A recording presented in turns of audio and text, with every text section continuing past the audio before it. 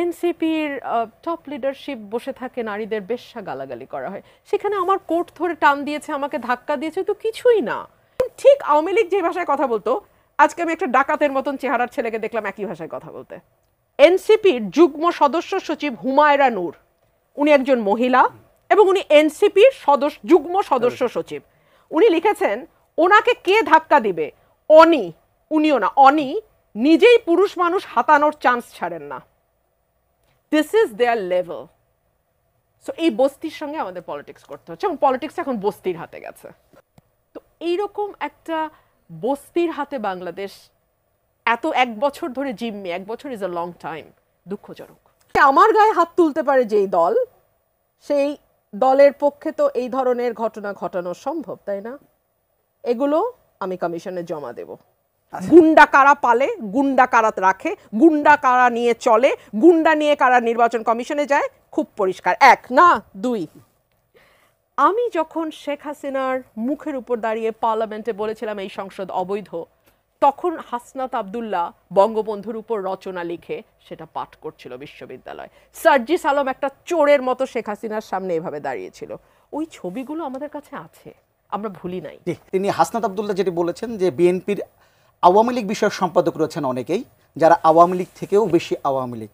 বিএনপির আওয়ামী লীগ বিষয়ক সম্পাদক যারা রয়েছেন তাদের মধ্যে অন্যতম রুমিন ফারহানা, আওয়ামী লীগের সুবিধাভোগী, আওয়ামী লীগের ফ্ল্যাটভোগী, এবং যারা গুন্ডা দিয়ে নির্বাচন কমিশনকে ঠান্ডা করে দিতে চায় তাদের। আমরা বিএনপির এই আওয়ামী লীগ বিষয়ক সম্পাদকদের বলবো, আপনারা জনগণের পালসকে বুঝুন, 24-এর পরবর্তী জনগণের পালসকে বুঝুন, নতুবা আবার বাংলাদেশের সংকটের দিকে যাবে। আর সার্জিস আলম স্ট্যাটাস নিশ্চয়ই আপনি পড়েছেন, আমি যদি একটু পড়ি একটু লম্বা হবে, তারপর একটু পড়া উচিত মনে হয় আমার। তিনি বলেছেন, একদিকে জনাব রুমিন ফারহানার পোষ্যকর্মীরা এনসিপির কেন্দ্রীয় নেতাকে শারীরিকভাবে আঘাত করছে, আর অন্যদিকে জনাব রুমিন ফারহানা গাল ফুলিয়ে বিএনপির কেন্দ্রীয় নেতা ও আইনজীবী ভাব নিয়ে অন্যদিকে মুখ ফিরিয়ে দেখেও না দেখার ভান করছে। টকশোতে বড় বড় সুশীলতা দেখানো যায়, লেকচার দেয়া যায়, কাজ দিয়ে প্রকাশ পায় কে সুযোগ পেলে আবার আগের পথে হাঁটবে আর কে সংশোধন হবে। ইসি অফিসে আপিল শুনানিতে যোগ দিতে এসে এনসিপির সিনিয়র যুগ্ম মুখ্য সংগঠক আতাউল্লাহ বিএনপির নেতা রুমিন ফারহানার কর্মীদের হাতে মারধরের শিকার হন। তার অপরাধ শুধু সীমানা পুনর্নির্ধারণের বিরোধিতা করে আপিল করা। বিএনপি কি আওয়ামী লীগের চরিত্র ফিরতে চায়?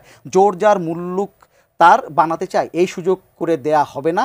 ইসির ভেতরে একজন শীর্ষ নেতার নিরাপত্তা যদি নিশ্চিত করা না যায়, তাহলে এই অথর্ব ইসি কিভাবে সারা দেশের অন্যান্য দলের নেতাকর্মীদের নিরাপত্তা নিশ্চিত করবে? সুষ্ঠু ভোট কিভাবে? আপনি কি বুঝতে পারছেন এদের লাইনটা কি, মূল সুরটা কি? নির্বাচনের পরিবেশ নাই, নির্বাচন করা যাবে না। এবং আমার গাল ফুলিয়ে কথা বলার কথা বলেছে না, নারীদেরকে এনসিপি কি চোখে দেখে, এটা নিয়ে কি আরেকবার আলোচনা করার কোনো দরকার আছে? এনসিপির টপ লিডারশিপ বসে থাকে, নারীদের বেশ্যা গালাগালি করা হয়, সেখানে আমার কোট ধরে টান দিয়েছে, আমাকে ধাক্কা দিয়েছে, তো কিছুই না। এনসিপির মতন দল তো আরো অনেক নিচে নামার কথা। আমরা স্লামডগ মিলেনিয়ার সিনেমাটা দেখেছি না, দে আর লাইক দ্যাট। তারা তো আমাকে একটা ধাক্কা দিয়েছে একটু, এটা তো তেমন কিছু না। আওয়ামী লীগ বিষয়ক সম্পাদক নিয়ে আমি একটু কথা বলি। আওয়ামী লীগ যখন ক্ষমতায় ছিল, আমি বলেছিলাম মুক্তিযুদ্ধের সবচেয়ে বড় বিপক্ষ শক্তি যদি কেউ থেকে থাকে সেটা আওয়ামী লীগ। কেন বলেছিলাম বিকজ আওয়ামী লীগ সাম্য, মানবিক মর্যাদা এবং সামাজিক ন্যায় বিচারের ধারে কাছে না গিয়েও মুক্তিযুদ্ধের চেতনাকে পলিটিক্যালি ইউজ করেছে, অ্যাবিউজ করেছে, বারবার ব্যবহার করেছে। 2 হচ্ছে, আওয়ামী লীগের সময় আমরা দেখেছি যেই স্পিরিট নিয়ে মুক্তিযুদ্ধটা হয়েছিল, সকলের একটা সমান বাংলাদেশ, সেখানে পদে পদে অর্থনৈতিক, লৈঙ্গিক, রাজনৈতিক বিভিন্ন পরিচয় আপনাকে প্রতি মুহূর্তে বৈষম্যের শিকার হতে হতো।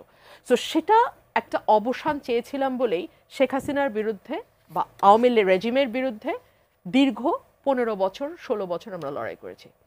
এখন দেখুন কি মজা, শেখ হাসিনা এবং আওয়ামী লীগ চলে গেছে, এখন নতুন ট্যাগিংয়ের রাজনীতি আসছে। আগে বলা হতো রাজাকারের শাবক, আগে বলা হতো মুক্তিযুদ্ধের চেতনা বিরোধী, এখন বলা হয় রয়ের এজেন্ট, এখন বলা হয় আওয়ামী লীগের কি সম্পাদক, আওয়ামী লীগ বিষয়ক সম্পাদক, অর্থাৎ ট্যাগিং। যেই এনসিপির যুগ্ম সদস্য সচিব এত নোংরা কুৎসিত কথা আরেক দলের নেত্রী সম্পর্কে বলতে পারেন, লিখতে পারেন, ফেসবুকে স্ট্যাটাস দিতে পারেন, সেই রকম একটা দল বাংলাদেশের রাজনীতি করছে। আমি জানি তারা নিজেরাও জানে যে তাদের কোনো ভোটার বেস বলতে কিছু নাই, এই কারণে নির্বাচনটা যত মানে পিছনে ফেলা যায়, যত ডিলে করা যায় সেইটার চেষ্টা। নাহলে আজকে আপনারা, আমি একটা ভিডিও লাস্ট শেয়ার করেছি প্রথম আলোর একটা ভিডিও, যেখানে আপনি দেখবেন যে কিভাবে আতাউল্লাহ, আমি নামও জানতাম না, আতাউল্লাহ উড়ে এসে আমাকে টেনে নামাতে গেছে, সেই ভিডিওটা প্রথম আলোর ওখানে গেছে। তারপরে নির্বাচন কমিশনের লোকজন এবং পুলিশ এসে তাকে ধরে নিয়ে যায়।